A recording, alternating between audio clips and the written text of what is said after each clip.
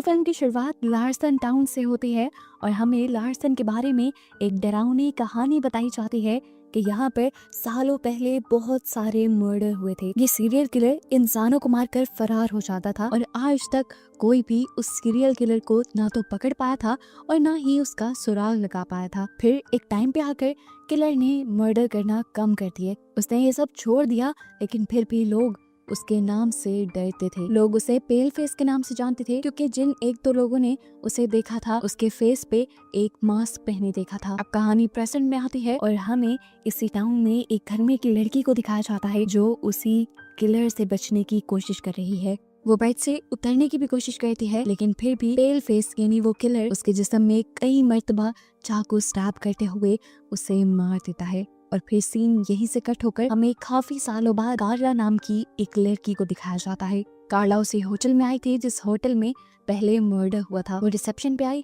तो उसे कोई मैनेजर नहीं दिखा। थोड़े आगे जाने पर उसे एक रूम में एक लड़की बैठी दिखाई दी जिसका चेहरा वो नहीं देख पाई, लेकिन उसने ये जान लिया कि वो टीवी देख रही थी। इससे पहले कि वो उसके पास जाकर कोई बात करती, होटल का मैनेजर यहाँ आकर उसे डरा देता है। उसने इस टाइम एक डरावना सा फेस मास्क पहना हुआ था जिसके अंदर खून भी फ्लो कर रहा था। वो कार्ला को बताता है कि डरे मत, ये तो मैंने हैलोवीन के लिए तैयार किया है। इस आदमी का नाम था प्राइस। अब वो कार्ला से पूछता है मैं आपकी क्या मदद कर सकता हूँ। कार्ला कहती है मुझे एक ऐसा कमरा चाहिए जहाँ से मैं बाहर का व्यू देख सकूं। प्राइस उसे 8 नंबर का कमरा देता है जो रिसेप्शन से काफी दूर था। अब कार्ला कोई सामान लेने के बहाने से बाहर अपनी कार के पास जाती है और डिग्गी खोलती है तो हम उसके अंदर एक आदमी को देखते हैं, जिस देखकर कार्ला घबराई नहीं। असल में गैब्रियल उसी का ही हस्बैंड था। वो अभी कुछ तो बहुत बड़ी गड़बड़ी करके आया था जिसकी वजह से पुलिस से छुपता फिर रहा था और कार्ला उसकी मदद कर रही थी। जाहिर सी बात थी, घर पे तो पुलिस कभी भी आकर उसे पकड़ लेती, इसलिए कार्ला उसे एक होटल में ले आई थी।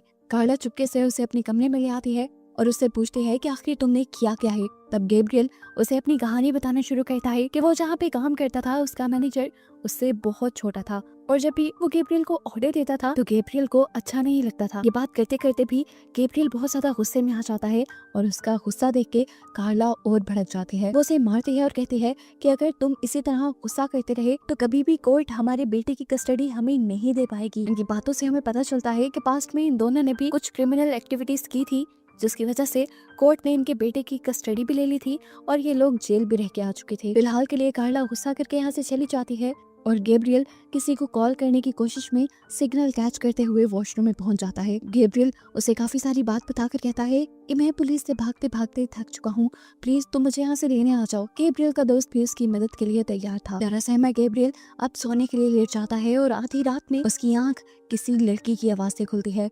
वो कर्टन हटाकर दिखता है तो उसके साथ वाले कमरे में एक लड़की रहने के लिए आई थी। वो दोबारा सोने के लिए लेटा, लेकिन काफी देर तक उसे नींद नहीं आई और फिर उसे उस लड़की के चीखने चिल्लाने की आवाजें आई जो अभी कुछ देर पहले उसके साथ वाले रूम में आई थी। वो बाहर जाकर चेक करना चाहता था, लेकिन बाहर जा नहीं सकता था क्योंकि अगर होटल वाले या कोई भी उसे देख लेते तो पुलिस को इन्फॉर्म कर सकते थे। काफी देर तक वो डरता रहा और फिर जब सब कुछ नॉर्मल हो गया तो वो दोबारा सोने के लिए लेटा।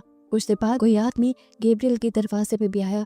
इससे पहले कि वो दरवाजा खोलता, गैब्रियल अपनी गन लिए खड़ा हो गया, लेकिन किसी ने भी फिर उसका दरवाजा नहीं खोला। अगली सुबह हमें 2 पुलिस ऑफिसर्स को दिखाया जाता है जो गैब्रियल की केस की इन्वेस्टिगेशन करने के लिए वहां पहुंचते हैं जहां गैब्रियल काम किया करता था। और यहाँ पे हमें पता चलता है कि आखिर गैब्रियल ने किया क्या था। पुलिस वाले यहाँ पर मौजूद एक लेडी से जब इन्वेस्टिगेशन करते हैं तो वो बताती है कि गैब्रियल पहले यहाँ पे काम किया करता था। एक दिन वो अपने बॉस के गुस्से में उसके पैसे लेकर भाग रहा था तो उसके बॉस ने उसे पकड़ने की कोशिश की। गैब्रियल घबरा गया और उसने अपने बॉस के ऊपर ही गाड़ी चढ़ा दी, जिससे उसके बॉस की वही मौत हो गई। यहाँ पर हमें पता चला कि गैब्रियल एक मर्डर करके आया था, लेकिन मर्डर करने की उसकी इंटेंशंस नहीं थी। ये बात ये लड़की भी इन ऑफिसर्स को बताती है। इसी वजह से गैब्रियल इतना डरा हुआ था, वो किसी की जान लेना नहीं चाहता था और अब वो ऐसा कर चुका था। कभी कभार तो जिस लड़की की उसने जान ली थी वो लड़का उसे भयानक रूप में नजर भी आता था। गैब्रियल ये भी जानता था कि ये सब जो वो देख रहा है वो उसकी खराब मेंटल हालत की वजह से है। वो बस एक हद से ज्यादा डर गया था।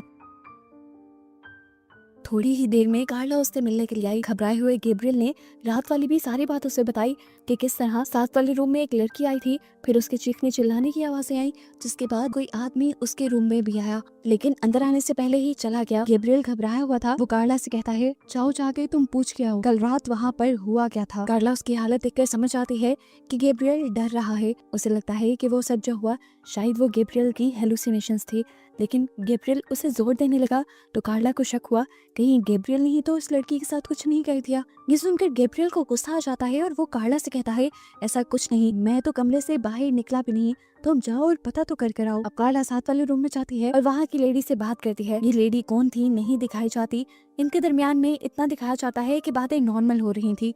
कार्ला वापस आई और उसने गैब्रियल को यकीन दिलाया कि यहाँ कुछ ऐसा नहीं हुआ था जैसे तुम सोच रहे हो। पर गैब्रियल को यकीन था कि रात कुछ गलत हुआ था। यहाँ पर इन दोनों की इसी बात को लेकर बहस हो जाती है और गुस्से में कार्ला यहाँ से चली जाती है। और जाते ही वो होटल की चाबी डस्टबिन में फेंक देती है, क्योंकि अब वो गैब्रियल से नहीं मिलना चाहती थी, ना ही वो उसका साथ देना चाहती थी, क्योंकि ऐसे वो खुद भी फंस सकती थी। और अभी वो अपने नाम के साथ कोई भी क्रिमिनल टैग नहीं लगाना चाहती थी, क्योंकि उसे अपने बेटे की कस्टडी चाहिए थी। हालांकि कार्ला इस फैसले के बाद बहुत ज्यादा रोती है। होटल में गैब्रियल न्यूज से चेक करता है कि पुलिस चारों तरफ उसकी तस्वीर लिए उसे कुत्तों की तरह ढूंढ रही थी। अब रात में दोबारा उसे अपने साथ वाले कमरे से कुछ आवाजें सुनाई थी। चेक करने के लिए जब वो खिड़की की तरफ बढ़ रहा था तो गलती से एक लैंप उसकी टांग में फंसकर गिर जाता है। हम देखते हैं कि रिसेप्शन से ब्राइस इसी रूम को देख रहा था। उसे कार्ला के रूम को लेकर कुछ शक हुआ और वो एक लैंप लेकर कार्ला के रूम की तरफ बढ़ने लगा। उसे शक हो गया कि कार्ला वहाँ थी नहीं और फिर भी उसके कमरे से आवाजें आ रही थी, तो घबरा कर गैब्रियल कार्ला को कॉल मिला लेता है। कार्ला साफ जवाब दे देती है कि मैं अब तुम्हारी और मदद नहीं कर सकती। इस टाइम पे रूम का फोन बज जाता है। ये कॉल रिसेप्शन से आई थी। गैब्रियल कार्ला को कहता है प्लीज इससे बात करो, और वो दोनों फोन्स वॉश बेसिन में एक साथ रख देता है। कार्ला इसे फोन के जरिए प्राइस से बात करती है और उसे यकीन दिलाती है कि सब कुछ ठीक है, बस मेरा पाँव लैंप में फंस गया था जिसकी वजह से लैंप गिर गया है, बाकी सब नॉर्मल है। ब्राइस कॉल काट देता है और अगले ही लम्हे गैब्रियल देखता है कि वो एक नया लैंप उसके कमरे की तरफ ला रहा था लगाने के लिए। अब ये देखकर गैब्रियल घबरा गया। काफी देर तक तो वो ब्राइस के लिए दरवाजा नहीं खोलता, लेकिन ब्राइस के पास भी चाबी थी दूसरी। वो जब दरवाजा खोलने लगा तो गैब्रियल के पास कोई ऑप्शन नहीं रहा। वो दरवाजे के पीछे खड़ा हो गया और फोर्स लगाने लगा कि ब्राइस अंदर ना आए। ब्राइस को पता तो चल ही गया था कि यहाँ पर कार्ला नहीं है, इसलिए गैब्रियल उसे सच बता देता है कि मैं कार्ला का एक्स हस्बैंड हूँ और अभी मैं यहाँ पे हूँ। ब्राइस कहता है मुझे अंदर आने दो, मैं सिर्फ एक लैंप लगाने आया हूँ। तो गैब्रियल उसे कहता है मुझे इसकी जरूरत नहीं। इस टाइम पे गैब्रियल को अपने दोस्त की भी कॉल आ रही थी, जिसे पिक करना उसके लिए जरूरी था, लेकिन उससे ज्यादा जरूरी था ब्राइस को यहाँ से भेजना। इस चक्कर में वो कॉल रिसीव नहीं कर पाता। उस आदमी ने कुछ देर बाहर गैब्रियल का इंतजार किया, लेकिन जब गैब्रियल नहीं आया तो गुस्से में वो यहाँ से चला गया। अब यहाँ पे हमें उन ऑफिसर्स को दिखाया जाता है जो गैब्रियल केस की इन्वेस्टिगेशन कर रहे थे, और उन्हें गैब्रियल की वाइफ के बारे में पता चला जो भी पहले क्रिमिनल एक्टिविटीज में रह चुकी है, यानी कार्ला। वो पहले कार्ला के घर जाके इन्वेस्टिगेशन करने का डिसाइड करते हैं। यहाँ कार्ला को भी आधी रात पे घर में नॉक हुई। पूछने पर बताया गया कि बाहर कुछ पुलिस ऑफिसर्स थे, लेकिन जब उसने दरवाजा खोला तो बाहर कोई नहीं था। वो खुले दरवाजे से ही इधर उधर चेक करने लगी, तभी उसे फील हुआ कि कोई घर के अंदर घुस आया है। कार्ला डर कर अपने आप को बचाने के लिए एक स्टिक उठा लेती है और तभी वो किलर यानी पेल फेस उसके सामने आ गया, जिसे देखकर वो बहुत ज्यादा डर गई। किलर घर पे लगी कार्ला और उसकी मॉम की पिक्चर्स देख लेता है और कार्ला को एक शॉकिंग न्यूज ये बताता है कि उसकी मॉम को भी इसी किलर ने यानी पेल फेस ने ही मारा था। सिर्फ यही नहीं, वो तो अपने गले में पहना हुआ एक लॉकेट भी दिखाता है जो कार्ला की मॉम का ही था। जिसके बाद वो बेदर्दी से कार्ला के ऊपर हमला करके कार्ला को मार डालता है। सुबह जब पुलिस यहाँ पहुंची कार्ला के हस्बैंड को ढूंढते हुए, तो उन्हें क्या देखने को मिला कि घर पे तो कोई है ही नहीं और जगह जगह कार्ला का खून पड़ा है।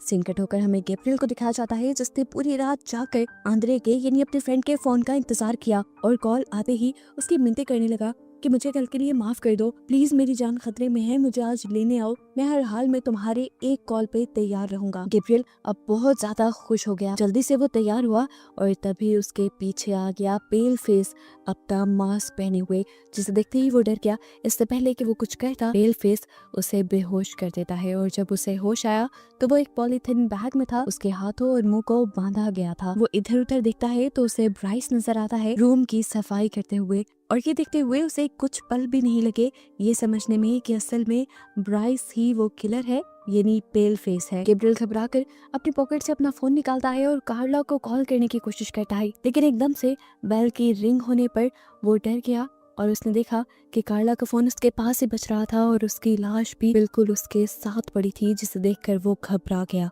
अब फोन की आवाज सुनते हुए ब्राइस इनके पास आ जाता है और गैब्रियल दोबारा बेहोश होने की एक्टिंग करने लगता है। ब्राइस कार्ला की लाश को घसीटते हुए एक अंडरग्राउंड टनल के अंदर फेंक देता है। अभी इससे पहले कि वो गैब्रियल को भी फेंक देता, उसका फोन बच जाता है। ये आंद्रे की कॉल थी जो बाहर उसे लेने आया था। गैब्रियल को ये कॉल उठानी थी। उसने जैसे ही फोन उठाया तो ब्राइस ने उसे देख लिया। फिर क्या था, अब तो वो मरता। एक चाकू लेकर ब्राइस उसके ऊपर हमला करने को बढ़ जाता है, लेकिन गैब्रियल अपने आप को बचाने के चक्कर में उसे दूर फेंकता है तो उसके हाथ का चाकू उसी के ऊपर स्टैब होकर वो अपने ही बनाए उस गड्ढे के अंदर गिर जाता है और मर जाता है। गैब्रियल के मुंह पे खून के निशान थे और वो काफी ज्यादा घबराया हुआ था। होटल से बाहर निकला तो उसे आंद्रे की कॉल नजर आई, जो उसे देखते ही भागने के लिए यहाँ से गाड़ी तैयार कर लेता है, लेकिन गैब्रियल गाड़ी के पास जाने के बजाय जाकर पुलिस को कॉल करता है। इसी दौरान उसे अपने पीछे एक औरत की आवाज सुनाई देती है।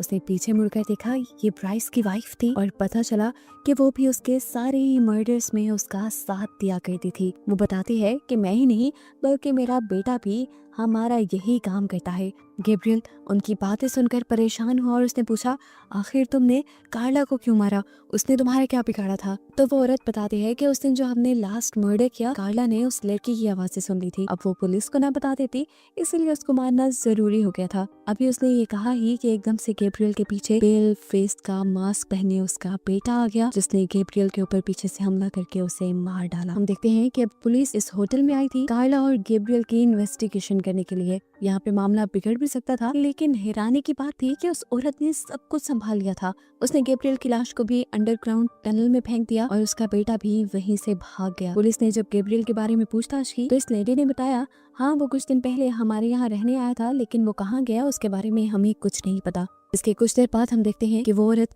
अपने बेटे के पास जाती है और उन्हें बताती है कि अब हमें ये जगह छोड़कर जानी पड़ेगी, क्योंकि अब पुलिस वाले जरूर उनके बारे में छानबीन करते हुए हम तक पहुंच जाएंगे और इस होटल में मौजूद लाशों तक भी पहुंचेंगे। ये लोग यहाँ से जाने का फैसला कर लेते हैं और यहाँ मूवी के पोस्ट क्रेडिट सीन में हमें इनकी लाइफ का पास्ट दिखाया जाता है। पता चलता है कि पहले से ही ये दोनों किलर नहीं थे। पहले सिर्फ ब्राइस अपनी मेंटल इलनेस की वजह से ये मर्डर्स किया करता था।